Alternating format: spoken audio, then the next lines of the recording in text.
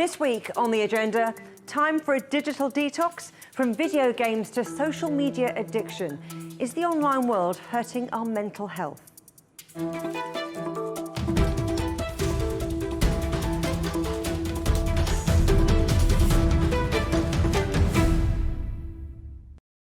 How many times a day do you check your phone?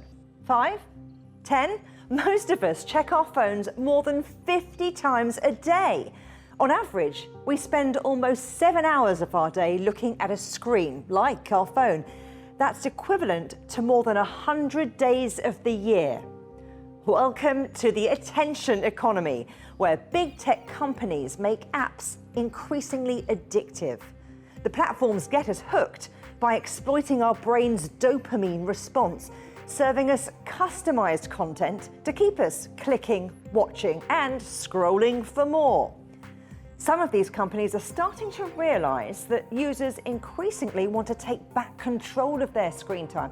So rather than lose them completely, the tech giants are starting to allow people to customize their user experience. Like video platform TikTok, now letting users set daily screen time limits.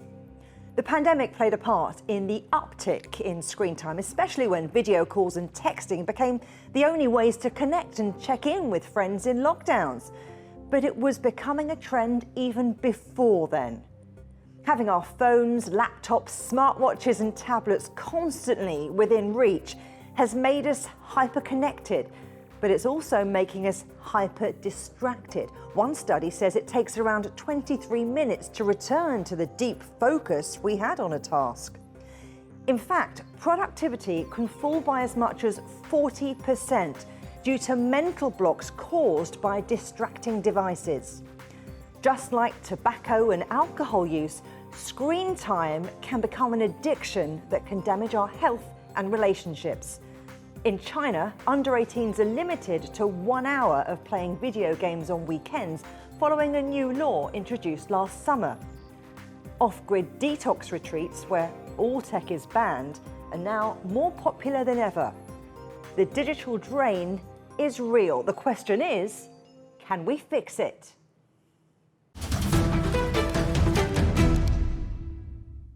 Concerns over online addiction were front and centre at this year's G20 summits in Indonesia. The Y20, the youth movement in the organisation, are calling for the introduction of a digital wellbeing charter by 2023, which they hope will protect children from the dangers online. Let's get more on this and speak to China's Y20 delegate, Juliet. Talk us through what the Y20 digital transformation track really is. I mean, did you see yourselves as agents of change in today's era of digital transformation? The digital transformation track is actually a part of this year's Y20, one of the 4 tracks. And in this track, we discussed the critical issues influencing our digital and living experiences today, from digital infrastructure and digital literacy to, say, digital governance and digital financial technologies. We had delegates from different countries and different industries, and every one of us had a different perspective on digital transformation. Some focused on basic internet connections, and others may find, say, mental health critical and would like to contribute more to that part. Generally speaking, this is a very diverse track, and we cooperated to find solutions to digital transformation problems, from technical issues to, say, human rights. And of course, we believe we can be agents of change in this era. It's interesting you talk about the diversity and sometimes differences of opinion. So it's interesting then that one of your key proposals was to create this digital wellbeing charter as early as next year. I mean, that must have been quite tricky. What's it going to look like? And how tricky will it be to actually put into practice? Yes. So this digital wellbeing charter we are looking forward to will mainly take care of people's emotional, mental, social, and physical health during their interactions with digital services. So as we can see, the digital transformation brought with it not only impressive progress in living standards, but also unprecedented problems regarding people's physical and mental spheres. So we appear to have a G20 digital wellbeing charter that outlines principles protecting human beings in this digital era, including, say, mental health, suicide prevention, prohibition of cyber extortion, child safety, maybe consumer protection, and providing digital wellbeing services that are affordable, accessible, confidential, age-appropriate, and inclusive. I'm quoting the original text of our communique. So these points should be highlighted and be the core of this charter. We hope that this G20 Wellbeing Charter can be established as soon as possible, preferably next year. It should be a charter agreed upon by all G20 countries and should be implemented across all G20 countries.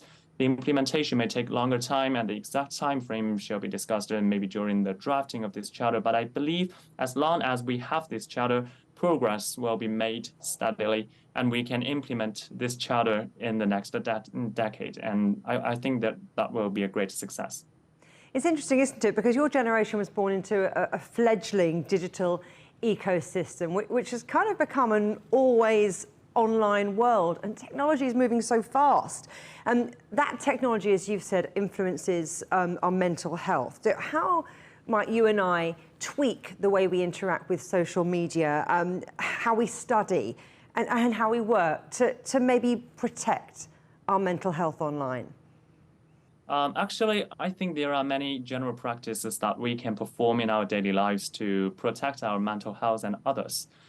For example, I believe we should always remember respect when using the internet. When people tweet, post, or comment online, we know that some others, the public, will read our texts. However, we tend to forget each individual person in this process. Like what we have in mind is only the abstract public. When we forget real individual people, we often forget the respect that we naturally practice in our face-to-face communication. So I think as students, we can conduct research on online mental health to uncover the mechanism of online violence and find solutions to it. Sounds like you're saying start with being a lot more mindful about what we do individually online. But what digital wellbeing services would you like to see, and who do you think should be providing them? Should it be government? Should it be the private sector, or maybe a combination? So for your first question, I think a very good example of digital wellbeing services is online psychological counseling services. People can receive immediate help with their mental problems. This can be very important when it comes to issues such as suicide prevention. Another example is online learning services. Currently, we already have some online learning platforms such as Coursera, but I don't think they have penetrated enough in this digital era. Many underdeveloped regions still do not have affordable access to online learning services. Ensuring these services can help upskill and reskill people who don't have such opportunities and improve their well-being. And for your second question, of course, we need a combination of public sectors and private players to provide digital wellbeing services. What governments should do is more about ensuring the affordability and accessibility of digital wellbeing services to everyone, as well as a healthy market environment for competition. This depends on the actual situation of every country. Some may find it useful to let the public sector offer baseline digital wellbeing services, while others may believe that governments should employ other methods to guarantee that people can access affordable services. On the other hand, private sector should be encouraged to develop and provide digital wellbeing services to the public, because private sectors are generally more flexible than the public sector, so they have great potential in promote people's digital well-being in the future. Now, we've been looking at some of the negative impacts of the digital space, but there's a great deal of benefit too. And I know you've touched a little bit on this in terms of education and that knowledge, that wealth of knowledge that's out there. But access and affordability, those are tricky, aren't they? They're not equitable, it's not universal. Many countries still struggling, with adequate digital provision. So what steps do you think can be taken to address that and unleash the potential of digital transformation everywhere? This is also an area that many Y20 delegates cared about, especially delegates from developing countries, including myself. During our negotiation, we proposed a lot of ideas to ensure basic digital infrastructure and digital literacy. We affirmed at the start of our communique that internet access is a fundamental right of people.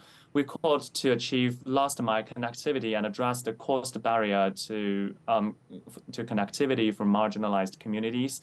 So possible actions include maybe cooperating the usage of fiber optic, satellite, and secular infrastructure alongside innovative and efficient spectrum utilization and concession models. We proposed that governments should re-evaluate tariff and non-tariff barriers limiting trade in critical digital devices that support meaningful connectivity. We also appeared that societies integrate digital literacy development programs into their formal and informal education curriculums to encourage inclusive, lifelong, and substantial participation of marginalized communities in the economy and the society. Juliet Mann, it's been a pleasure talking to you. Thank you. Thank you very much.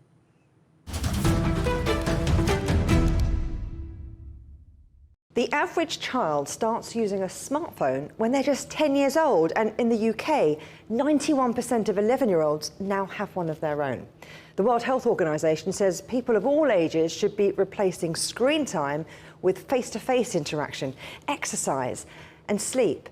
But how easy is it really to switch off? Let's ask Dr. Daria Kuss. She's the Associate Professor in Psychology at Nottingham Trent University.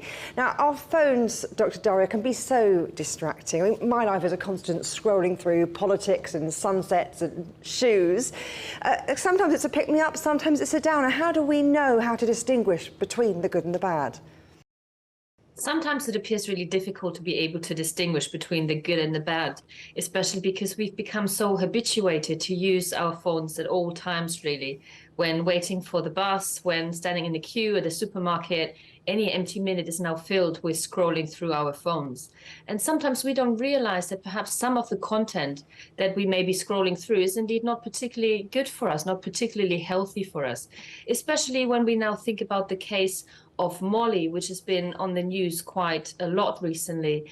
We have seen that this young teenager in the UK, unfortunately, as a consequence of using technology, using her smartphone to access social media, has been exposed to very damaging content, which in the end has led her to take her own life with a very, very sad situation. So, and I think, you know, also in the context of Mental Health Day, it really gives us an indication that it's really important to ensure that the content that we're engaging with online, on our smartphones, on our social media is indeed beneficial. I think one of the things that we can do in order to be able to distinguish what's good from what's bad online, maybe just to reflect on our own experience, to observe how it makes us feel, to observe our body, our physical being, what it does in our body, what kinds of emotions might be coming up, and what kinds of thoughts might be coming up. And I think if we are becoming a little bit more reflective about our experiences, we may be much more able to actually differentiate the good from the bad. A lot of conversations tend to focus around teenagers, teenagers spending too much time on their phones. Isn't this a problem, though, that affects everyone who's on social media, who's got a connected device? Problematic technology use can potentially affect everybody. We know that younger people tend to be more enthusiastic adopters of technology. For them, technology use tends to be more important to a certain extent. However, if we as adults were also just to check our technology use, check our smartphones that give us an indication about how much time we spend on a daily basis, on a weekly basis, on particular apps, we very often will find that actually it's not just the young people, but perhaps also ourselves who may be spending too much time on our devices. Now, research suggests that too much screen time can lead to some psychological problems, anxiety, depression, loneliness. On the other hand, those might be the things that lead people to spend more time and overuse their devices in the first place. Yes, absolutely. So one of the questions that we need to ask with research is the causality and the direction of the relationship. So what comes first? Is it poor mental health, or is it actually the technology use itself? What we found in our work really is that those relationships are interdependent. There may be some loneliness, present in an individual who tends to use their social media more, and then increased social media use may then negatively impact on their loneliness experience and their depression. So really what you're doing is to put into motion a negative cycle of behaviors and experiences, which is something that we try and break if we can. You're talking about being more reflective and looking at the warning signs to maybe when you're being drawn in or feeling hooked. So can a digital detox, separating ourselves from our technology, really help, or is that just a short-term fix? A digital detox is certainly something I would recommend, even for a short term. I think it's healthy and is good for your well-being if you're able to take a break from technology use, and it's easier done when you're changing your everyday environment. For example, if you're going away for the weekend or if you're going on a holiday for a week or two. But is taking a break from technology good for business? I mean, this is, after all, the attention economy. You know, companies are motivated by keeping our attention. So won't digital detox affect revenue streams? Well, you could hypothesize that perhaps revenue streams may be impacted by a digital detox. However, I would argue that actually people who are using the technology in a more conscious way, they are more aware of what they're using, they're more aware of the services and the products that they're purchasing, may be significantly happier customers and may actually develop loyalty to a brand, for example, which I'm sure is something that the industry really is keen to see. What about, instead of digital detox, we have regular digital checkups? I always advocate digital checkups. What I would recommend to do is just check your phone, have a look at what kind of, how much time you're spending on what kinds of apps during the day, during the week, and then based on this, you may realize that, oh, perhaps your time on Instagram is a little bit high, perhaps your time on email is a little bit high. Maybe this gives you an incentive and an impetus really to change your behaviors and to reduce that time. Everything we're talking about is about the individual user and making individual decisions. But could the social media companies maybe do more and use their behavioural data a bit differently?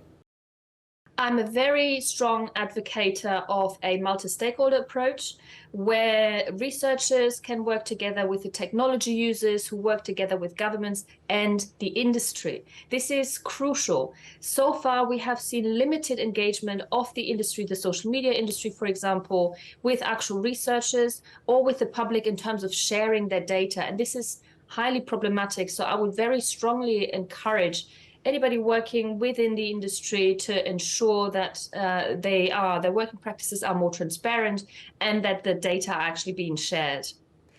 That's people working within the industry. What about governments? Because different countries are doing different things, aren't they, to tackle the scourge of screen time? Talk us through who's doing what.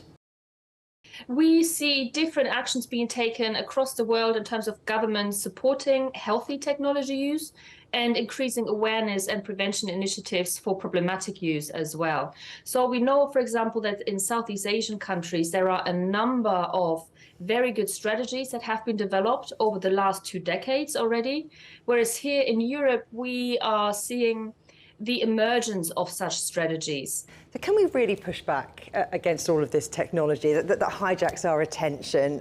And also, do we need to? Because there are lots of benefits from being online. Yes, of course, there are millions of ways to waste time, but it's also a source of information, education, literally in the palm of your hand. Technology use is the status quo. This is how we live our lives today, and therefore I would never advocate a technology-free kind of a life, because I think it's not realistic. Instead, what we want to do is to use it in an aware kind of a way, in a conscious way, knowing what it is that we want to do with technology and how technology can support our lives. Dr. Daria Kuss, thank you very much. Thank you. Still to come here on the agenda, a law to set screen time limits. Does China have the real answer to digital addiction?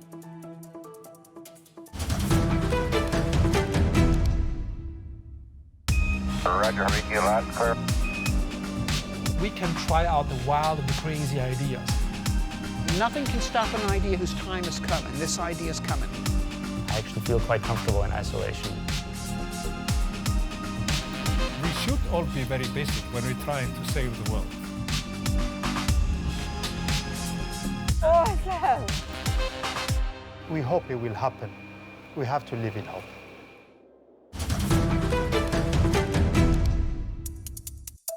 Welcome back to The Agenda. China has an increasingly strict policy when it comes to online gaming. Last year, a curfew was introduced, limiting teenagers to only playing between 8 and 9 p.m. on weekends and holidays. Many parents welcome it, but is the approach working? Well, joining me now to discuss this is Dr. Raoyi Chen, postdoctoral research fellow at the Lieberthal-Rogel Center for Chinese Studies at the University of Michigan. Thanks for coming on the programme. So how serious is internet addiction in China?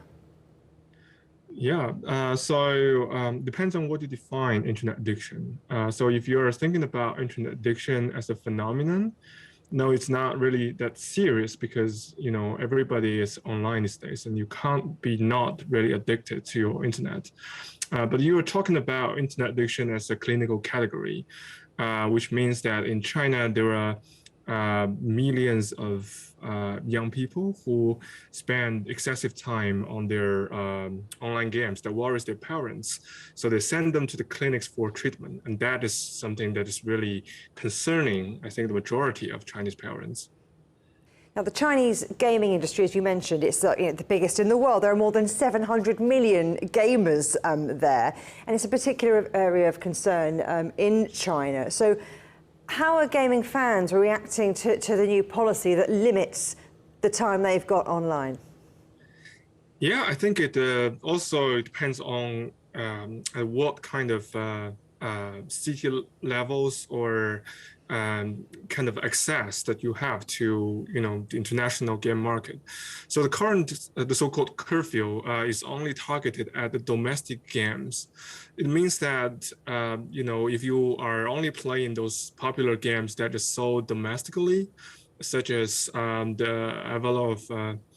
Villa of Heroes, so that would say, you know, you could be liable to some restrictions when you're playing with your own ID.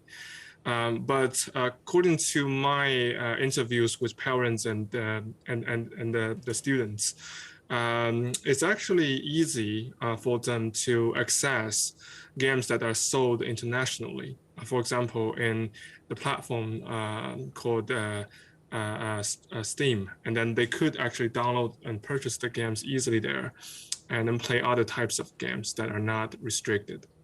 And then they could also, for example, if they negotiate with their parents, the parents could register the game accounts with their own IDs, which is an adult ID, and then that was not kind of restricted in terms of the playing time. Well, as a parent of teenagers, I know full well about those workarounds that you're talking about. But what about the major gaming companies? I mean, what are they doing? What more could they do? I'm thinking about Tencent, NetEase, big Chinese gaming firms like that. Yeah, I think they are heavily influenced by these curfew policies. But then I think according to their own reports, because the majority of the gamers may not be those under 18 years old, so they think that they're still fine. And then they also have this overseas gaming market. That means they could also target as teenagers in other countries, and then hopefully they could also profit from that. Well, earlier you talked about some of the clinics that parents send their children to. They think they're getting addicted to gaming, or they're too busy with it. But there's been a bit of a scandal, hasn't there, with some of these centres in China using electroshock therapy. I know that was back in 2006, but I wonder if that is still an issue, if they still exist, or if there have been some changes. Actually, it was a very singular case, though it's very eye-catching that they use electric shock. But even when I was conducting my fieldwork back in 2014, electric shock was not popularly used. It's just only maybe one center that used that. Majority of the centers of treatment of internet addiction, they not only actually treat internet addiction, they treat all sorts of kind of, we call it use delinquency or use disorders.